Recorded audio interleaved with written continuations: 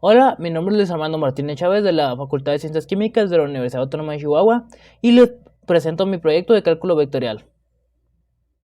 Los vectores son herramientas fundamentales en el mundo de las matemáticas y la física, con una amplia gama de diversas áreas desde la ingeniería hasta la informática. En su esencia, los vectores son objetos matemáticos que representan magnitudes físicas que tienen tanto dirección como una magnitud. Se denota con la letra color negrita V. Gracias a los vectores se puede representar fenómenos físicos como movimientos y relaciones geométricas. Funciones. Las funciones vectoriales son funciones asignadas a cada valor de su dominio, en contraste con las funciones escalares. Las escalares que asignan un número real a cada valor en su dominio, es decir, para cada entrada del dominio de una función vectorial, la función produce un vector de salida.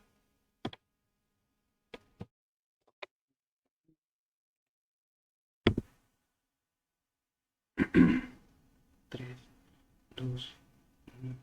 Representación. Las representaciones vectoriales pueden presentarse de varias maneras. Las más comunes es mediante componentes, donde cada componente del vector de salida se define como una función de las variables independientes. También puede representarse paramétricamente, donde cada componente del vector se define como una función de parámetro común.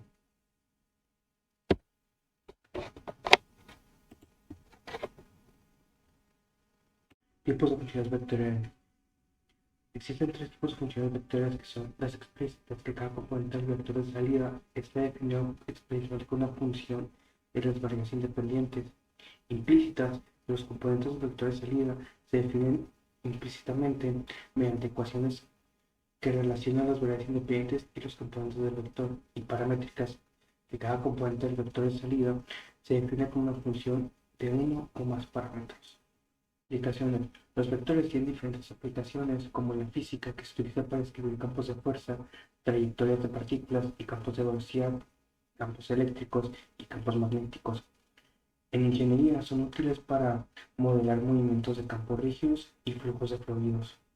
En matemáticas son esenciales para la teoría de curvas y superficies y se utilizan en geometría diferencial.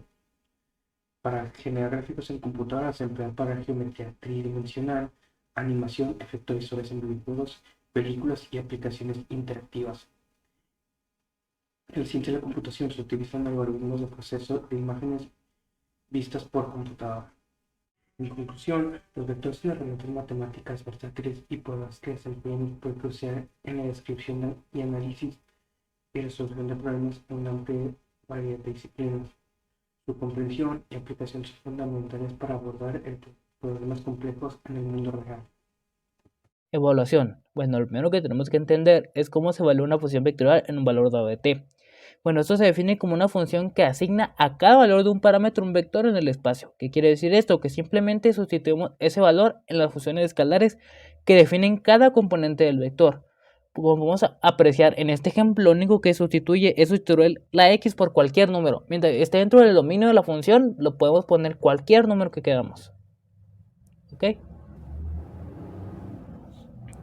Bueno, ¿y qué es el dominio? Bueno, el dominio de una función vectorial se refiere al conjunto de todos los valores del parámetro t para los cuales la función está definida.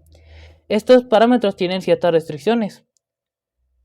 Estas restricciones pueden incluir, como puede ser que, por ejemplo, como es una fracción, en esta fracción, el resultado de la fracción tiene que menos 5 entre 0, no se puede. ¿Por qué? Porque menos 5 entre 0 es 0, entonces no se puede.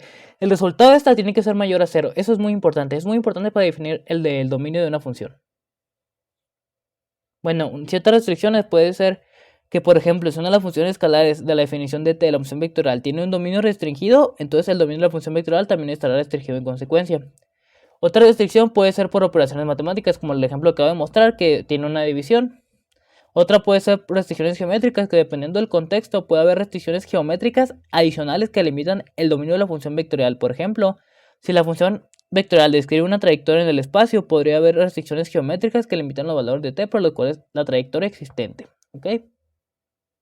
Bueno, para calcular el dominio de una función vectorial, primero se debe identificar estas restricciones. Ya que las identificamos y luego determinamos los valores de t que satisfacen todas las restricciones impuestas por las funciones escalares y cualquier otra en consideración, que sea relevante. Una vez que se han identificado estos valores, el dominio de la función vectorial será el conjunto de todos los valores de t que cumplan con estas restricciones. Por ejemplo, el menor número porque puede ser usado t hasta el mayor. Por ejemplo, en esta como se puede usar la fórmula general, que es esta de aquí, que es esta de aquí, solo lo único que se hace es meter la fórmula, como nos muestra en el ejemplo, y en la calculadora, si metemos a la calculadora usando esta fórmula, nos lo va a dar directamente. Es una manera muy sencilla. Bueno, unos ejemplos de una evaluación. Por ejemplo, para evaluar, simplemente, lo único que para evaluar una función, simplemente sustituir el valor de t por cualquier número que está en todo el dominio. Por ejemplo, en este, si f de x es igual a 3 a la 5 más 5, encuéntralo cuando es menos 4, simplemente el valor de x se sustituye por lo que yo quiero usar, ¿ok? Una función vectorial es simplemente una representación gráfica de una función en un plano dado. Ya puede ser de manera ficticia, como puede ser en un plano cartesiano, en un programa de Excel, en un, pues sí, básicamente en un programa para representar vectores. O puede ser en la vida real, como puede ser este ejemplo, que es la representación del flujo de agua de una tina cuando se está haciendo vaciada, el cual está definido por esa ecuación. Bueno, más que nada esa función vectorial. Y para entenderla más a fondo tenemos dos formas de representarla. De forma de coordenadas o de forma de vectores.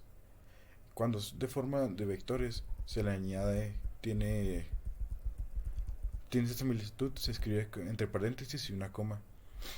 Pero cuando es una función vectorial normalmente se escribe como lo tenemos en el ejemplo, que es que es igual a la función vectorial, que es rt, va a ser igual a ft, que la función t es la componente en x, que aquí es graficado como y, más la función g, que es la componente g o el componente y en un plano cartesiano.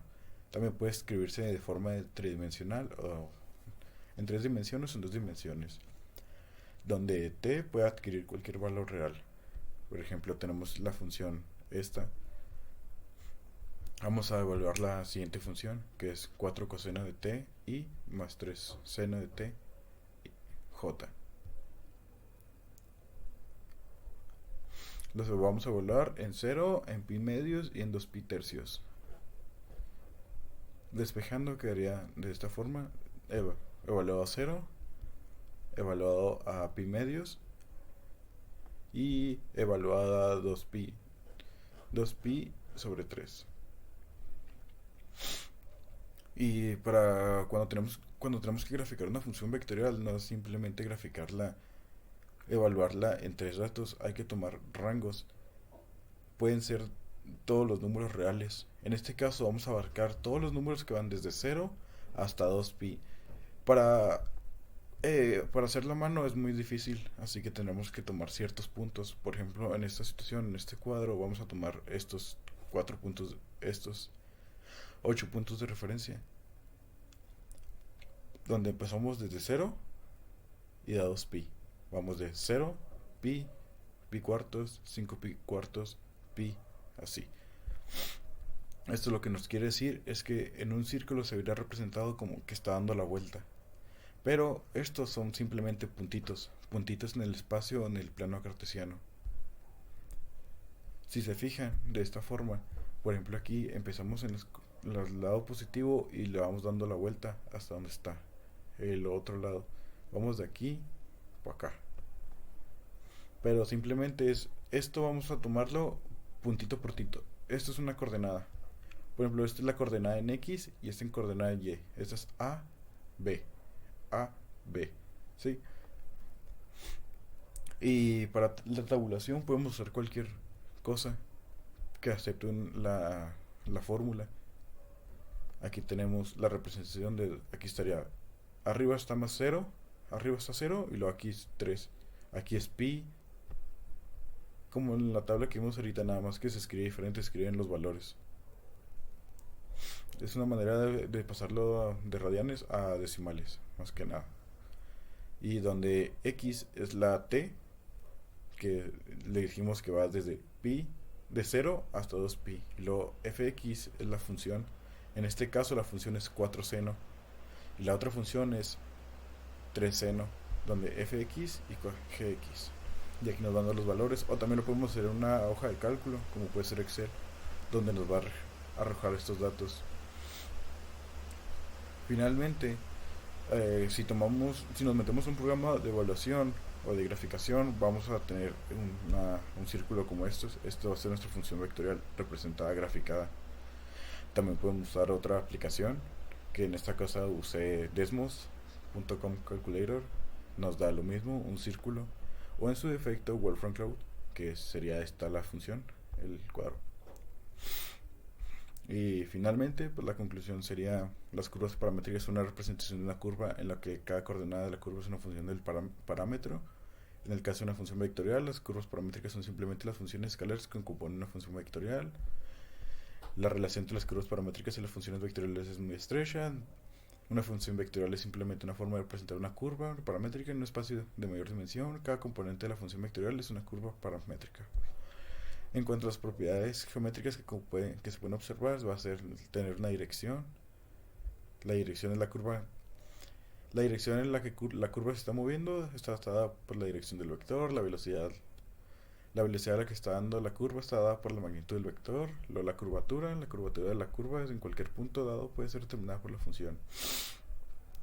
Y pues estos son algunos ejemplos de la vida cotidiana, como puede ser representar el flujo del agua en un tubo aquí, o simplemente en temas de climas, pues poder predecirlo, saber dónde está el flujo de aire, como puede ser aquí. Este no es específicamente de un flujo de aire, pero podría también usarse como esto. Y los ejemplos están obtenidos de aquí, de esta bibliografía. Bueno, ¿qué es la derivada de una función vectorial? La derivada de una función vectorial implica calcular su derivada con respecto al parámetro de t, cualquier otro parámetro, puede ser x, puede ser b, puede ser cualquiera. Para hacerlo se derivan cada una de las componentes del vector por separado. La derivada de una función vectorial con respecto a t se nota comúnmente por r de t o dx entre dt. Estas se calculan utilizando las reglas de derivadas usuales para funciones escalares y cada componente se deriva independientemente de los demás. Bueno, ¿qué significado tiene una derivada en una función vectorial? La derivada de una función vectorial tiene un significado similar a la derivada de una función escalar, pero aplicado en un contexto multidimensional.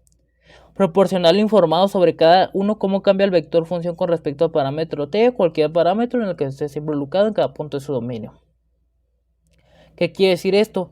De la derivada se puede sacar o la velocidad, pues se puede sacar la velocidad y la aceleración.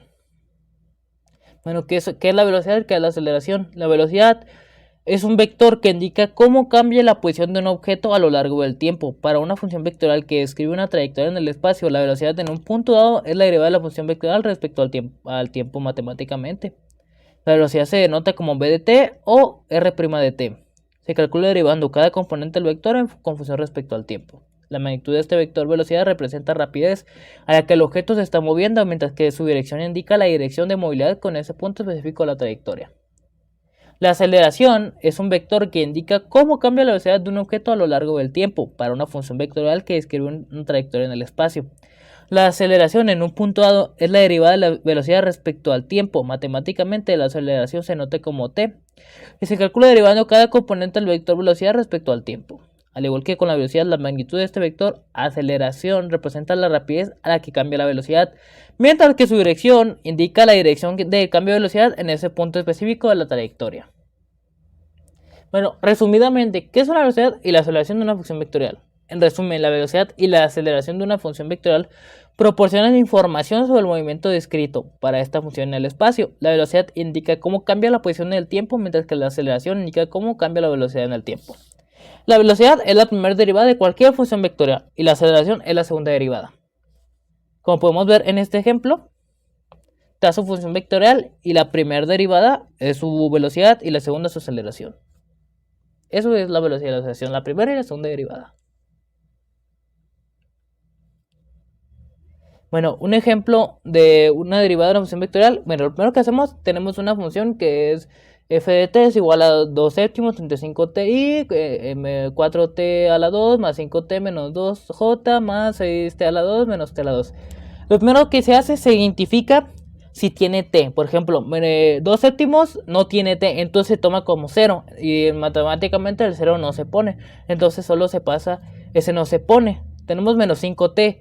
La t se toma como menos 5 por 1. Menos 5 por 1, menos 5. Y se pone menos 5. Como aquí tengo mi, se pone menos 5i. Entonces, y usando x a la n es igual a nx por n menos 1, que es una función vectorial, es una forma de derivar. Multiplicamos 4 por 2 y a la t se le resta 1 y dan 8t más 5 porque tiene t y se toma como 8 por 1, sería más o menos. Y 12t sería 6t a la 2, sería 6 por 2 es 12 y a la t se le resta 1, sería 12t menos t porque t por 2 es t a la 2 es t por 1 y se le resta 1 es t. ¿Ok? Y esa derivada ya tenemos la velocidad. Y al derivar menos 5i menos 8t más 5j más 12t menos t a la k, menos 5 como no tiene t es 0, no se pone, ¿ok? Y ahí ya no tiene ningún valor. 8t más 5, 8 por t, 8 por 1 y se queda 8. 8 por 1 es 8, más 5 como no tiene t no se puede y no se pone. Más 12t, 12 por 1, que 12t sí se puede porque tiene el componente t, 12 por 1 es 12. Y según su aceleración, que es su segunda derivada, que sería esta de aquí, es 8j más 12k. ¿Ok? Primera derivada, velocidad. Segunda derivada, aceleración. ¿Ok? Los vectoriales. Los interesantes con los vectoriales, como por estos ejemplos, que uno es una integral definida y la otra es una integral indefinida, podemos ver que la única diferencia de estas son sus integrales i, j y i, j y k. Esto demuestra que son integrales en funciones bidimensionales R2 y en funciones tridimensionales R3. Significado de una integral a una función vectorial. Las funciones vectoriales es el proceso inverso a la dirección, permite que representar la trayectoria seguida por un objeto en movimiento. La integral de una función vectorial proporciona una curva que representa la trayectoria de una partícula que se desplaza a lo largo de un vector. Longitud de un arco. La longitud del arco es el cálculo vector que se refiere a la medida de la distancia a lo largo de una curva. Y aquí tenemos los ejemplos de las fórmulas que se utilizan para conseguir la longitud de arco en R2 y R3. El tema de interés, el cálculo integral es fundamental para entender y resolver problemas de gama de problemas en física, ingeniería y matemáticas. Las integrales vectoriales nos permiten calcular la magnitud de trabajo de flujo y circulación, así como determinar áreas y volúmenes centroides en espacios tridimensionales. Además, son herramientas poderosas para modelar fenómenos físicos complejos y desarrollar métodos de optimización en disciplina. Y por último, estas son las referencias que utilizamos en este proyecto. Gracias por su atención, espero que les haya gustado.